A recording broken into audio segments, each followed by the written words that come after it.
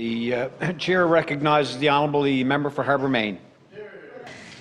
Good afternoon. It's always a pleasure to get up from the great district of Harbour, Main and share something that's very dear to my heart. As my colleague Mark Brown had just said, we all deal with mental illness, and I want to thank him today for sharing half of his time with me. This is what it means to be in this house and to be able to do things like this. But I want to talk today about mental health issues because I live with it. I live with it, as I spoke time and time again, and the pressures and the stresses of mental illness. When Mark just talked about Shalloway, yes, my son was in Shalloway.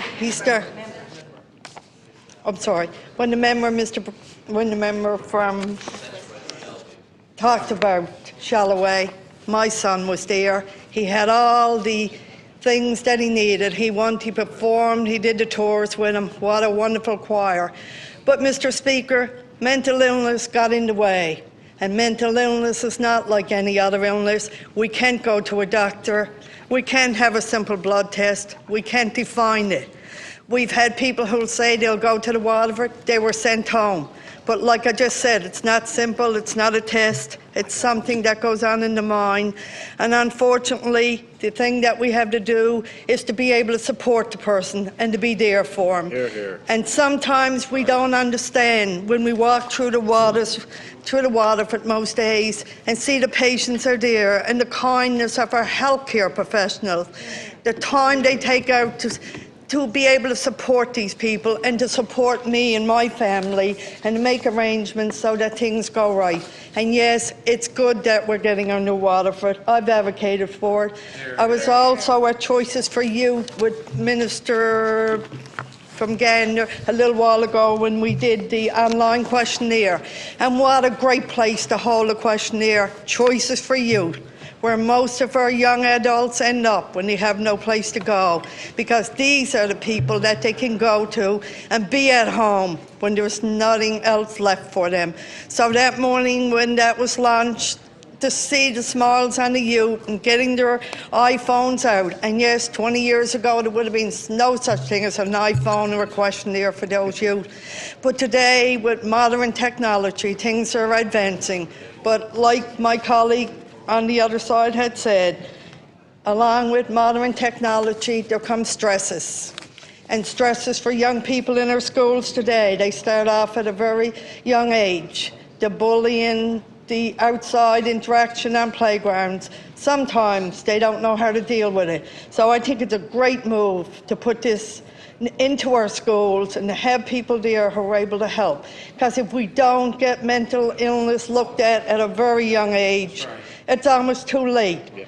I've recently had several suicides in my district of Harbour, Main.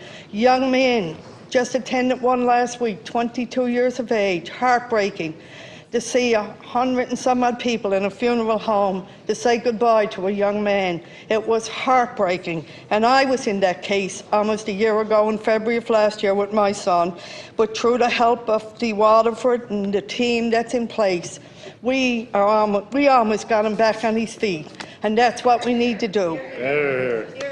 If we're not here for our children and the people who are closest to us, we are the ones that can help, no one else. We can put a lot of things in place, but we need supports. And they need someone to go to and to be able to talk to. And sometimes it's their peers, and they're not really taken seriously.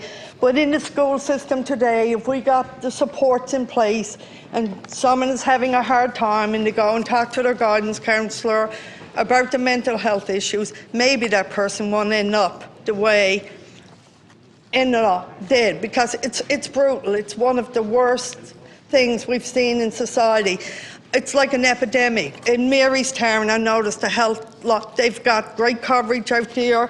I know we have a place now in Holy Road that's open daily at the Community Health Services for mental health, where I reached out to Minister from Gander, Minister Haggie, to see can we get some help in the district, because we wanted to stop. And we got to keep talking about it. It's let's talk, because we can't cover it under the rug. We got to be able to speak. We don't mind talking about our other illnesses, but when it comes to mental health, it's shush. But it's changing. I see it. I see it every day, and like I said, I am glad we're replacing the new Waterford. It's one of my fondest things to happen, because I don't know. I once said here in this house, until the day I close my eyes, I will always have to worry about my son. And when he went missing 3 weeks ago on a Sunday evening at 7 o'clock, the RNC were the absolute best with the Waterford. 5 o'clock that morning when the call came, he was found walking. Then that night, no one will ever know what went through our family's mind, and it's been a hard ordeal. But I think with the new work that the government is doing, our colleagues here talking about it and everything else, that we are on the right track. And we are on the right track by putting things into school now. Our young primary kids coming into school, the bullying, they don't know how to handle it. And if they don't know how to handle it, then they get into the teenage years, drugs come into play, and then they finish school, and then it's the big thing. Do I go to university? The marks are probably not good enough, and then they're on a downward path. And this is where it happens. They need a place to go, they need supports. So I support the private members today on the Burin Peninsula, Caroline. Thank you.